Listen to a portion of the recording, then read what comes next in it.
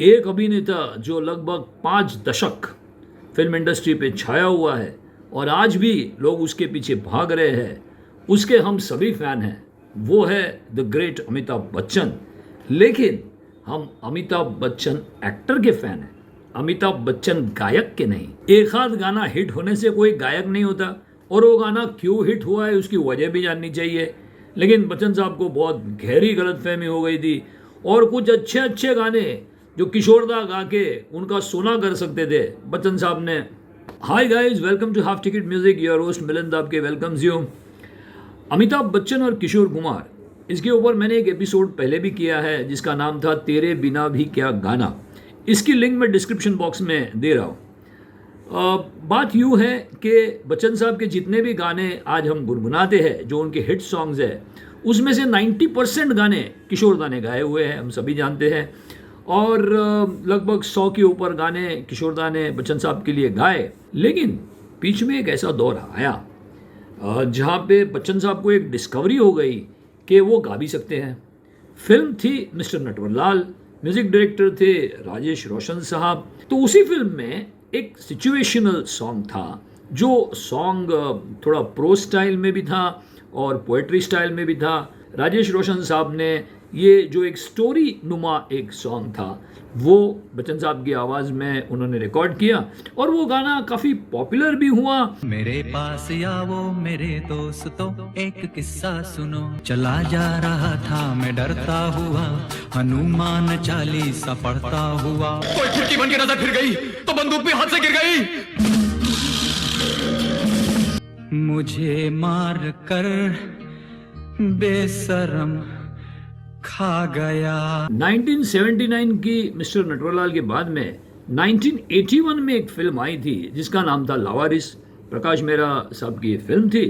अब उसमें एक गाना था जो फिर से एक बार बच्चन साहब ने गाया, और वो सुपर डुपर हिट हो गया। मेरे अंगने में तुम्हारा क्या काम है, मेरे अंगने में जिसकी बीवी लंबी उसका भी बड़ा नाम है, जिसकी बीवी मोटी उसका भी बड़ा नाम है, जिसकी बीवी काली उसका भी बड़ा नाम है, जिसकी बीवी छोटी उसका भी बड़ा नाम है, जो है नाम वाला वही तो बदनाम है। ये गाना फिर लगभग अगले कई साल बच्चन साहब जब भी स्टेज शो करते थे तो क्लाइमैक्स में ये गाना बच्चन साहब गाते थे। गाना तो बहुत पॉपुलर हुआ, लेकिन थोड़ा सा अगर इसके बारे में सोचे तो ये गाना ऑडियो के लिए इतना सुंदर नहीं लगता कि जितना उसका वीडियो था।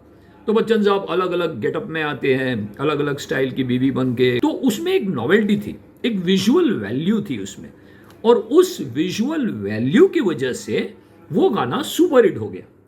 तो अभी फिर से एक बार एक गलत फहमी जहाँ पे फिल्म इंडस्ट्री में ज़्यादातर होती रहती है, अरे बच्चन साहब ने ये गाना गाया है तो बच्चन साहब के गाने लोग सुन रहे हैं। ये करते एक फिल्म 1981 में सिलसिला। अब उस फिल्म में हालांकि किशोरदा ने एक से एक खूबसूरत गाने गाए थे। देखा एक ख्वाब तो ये सिलसिले हुए, पहली पहली बार देखा ऐसा जलवा। लेकिन उसमें एक गाना था जो सोलो लता दीदी ने गाया था, बहुत ही खूबसूरत गाना। नीला आसमां सो गया, आंसुओं में चांद डूबा, रात मुरझाई, हम सफर जो कल थे अब ठहरे वो बेगाने। नीला आसमां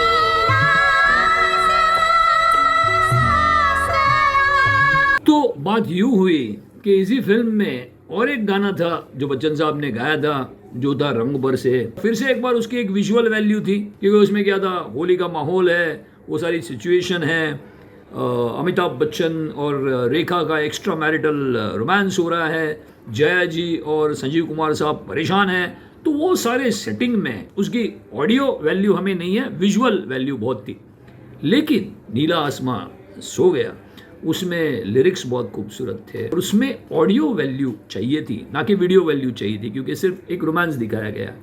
अब गलती यूं हुई कि ये गाना किशोरदा से ना गवा के बच्चन साहब ने खुद गाया। अभी मैं इसके ऊपर तो ज़्यादा बात नहीं करूँगा कि किस तरह से गाया, क्योंकि जब आपने लता दीदी का गाना सुना तो आप समझ रहे कि गाने की वैल्यू क्या थी। सोच लीजिए अगर ये गाना किशोरदा गाते तो ये गाना कहाँ जाता। नीला आसमां सो गया, ओस बरसे रात भी के होठ थर्राए, ये तन्हाई ये मैं और तुम, नीला आसमां सो गया। 1981 में ही एक फिल्म आई थी जिसका नाम था नसीब, मनमोहन देसाई साहब की। अभी इस फिल्म में एक गाना था जो अमिताभ बच्चन ने गाया था द ग्रेट मोहम्मद रफ़ी के साथ में, और ये सुनने में भी है कि रफ़ी साहब बहुत एक्साइटेड थे कि वो सुपरस्टार अमिताभ बच्चन के साथ में गाना गा रहे हैं। हालांकि बच्चन साहब भी सो नहीं पाए थे, जो उन्होंने कहा भी था, क्योंकि उन्हें द ग्रेटेस्ट रफ़ी साहब के साथ में गाना गाना था। खैर, फिर से एक बार क्या था कि जो गाना जो था, गाने का पोर्शन था, वो सारा रफ़ी साहब ने गाया था, और जो बीच बीच में एक प्रोस चलता है जिसे गद्य बोलते हैं, जो प्रोस चलता है, वो बच्चन साहब ने गाया हुआ था। चल चल मेरे भाई तेरे हाथ जोड़ता हूँ तेरे पाँव पड़ता हूँ, साला धुआं खींच गया बे, चला सर फोड़ता हूँ। चल मेरे भाई तू जाने मन है जाने जिगर है, चल मेरे भाई तेरे हाथ जोड़ता हूँ तेरे पाँव पड़ता हूँ, चल चल मेरे भाई, चल चल मेरे भाई। तो ये गाना खूबसूरत लगता है तो इसलिए रखता है क्योंकि रफ़ी साहब ने उसे गाया था। 1982 की फिल्म खुद्दार, जिसमें बच्चन साहब खुद समझ गए और हम लोग बच गए। गाना था वो मशहूर गोविंदा का गाना, जो ओरिजिनली बच्चन साहब ने गाया था, लेकिन जब इस फिल्म का ट्रायल शो हुआ और जब बच्चन साहब ने ये ट्रायल शो में ये गाना भी देख लिया, तो उनके बाजू में बैठे हुए फिल्म के डायरेक्टर रवि टंडन साहब को उन्होंने कहा कि भाई ये गाना आप किशोरदा से डब कीजिए। बच्चन साहब ये समझ गए थे कि अगर इस गाने को सुपरहिट होना है तो किशोरदा की आवाज़ लाजमी थी, और वैसे ही हुआ। बाद में ये गाना किशोरदा से डब किया गया, और आज तक गोविंदा के क्लासिक सॉन्ग्स में जो दही अंडी है, ये सॉन्ग हम हर साल सुनते हैं। मच गया शोर सारी नगरी रे, आया बिरज का बाका संभाल तेरी गगरी रे। 1983 में फिल्म आई थी महान, जिसमें एक अमिताभ बच्चन नहीं 3 अमिताभ बच्चन थे। तो उनके ऊपर एक बहुत ही मेलोडियस, बहुत ही खूबसूरत गाना किशोरदा ने गाया था, पंचंदा का म्यूजिक था। जिधर देखूं तेरी तस्वीर। और हुआ यूं के क्लाइमैक्स की ओर यही गाना, जब वो अमिताभ बच्चन का कैरेक्टर बूढ़ा हो जाता है, तो फोन पे ये गाना, वही गाना वो गाता है, और ये गाना गाया था बच्चन साहब ने। लेकिन सच्चाई ये थी कि ये गाना इतना ड्रैग हो गया था कि बाद में जब फिल्म का उन्होंने एक रिवाइज्ड वर्जन किया थिएटर्स में, तो ये गाना फिल्म से काट लिया गया था।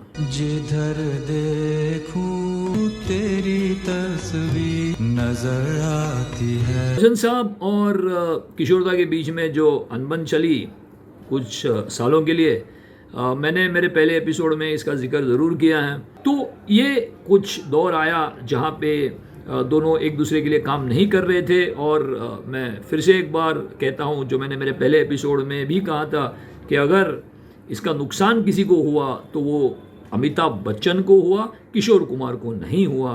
क्योंकि आप देखिए, ना कूली, ना मर्द, ना पुकार के कोई गाने, कोई भी गाने, मतलब एक आध दो हो गए लेकिन कोई गाने हिट नहीं हुए। शराबी फिल्म में बपीदा का म्यूज़िक था, तो उन्होंने किशोरदा को इंसिस्ट किया कि आप अमिताभ बच्चन के लिए नहीं लेकिन मेरे लिए गाइए, और किशोरदा ने गाए गाने, और हम सब जानते हैं कि क्या कमाल कर दिया किशोरदा ने। दोनों में फिर से एक बार सुलह हो गई, और फिर गिरफ्तार थी, फिर उसके बाद में शहनशाह थी, तूफ़ान थी, गंगा जमुना सरस्वती थी, उन फिल्मों में किशोरदा ने फिर से एक बार बच्चन साहब के लिए गाने गाए और वो गाने सुपर डुपर हिट हो गए। लेकिन एक बात मैं ज़रूर कहना चाहूँगा जाते जाते कि चाहे वो रंग बरसे है, किशोरदा ये गाना गाते तो कुछ अलग ही रंग बरसता, इसमें कोई शक नहीं।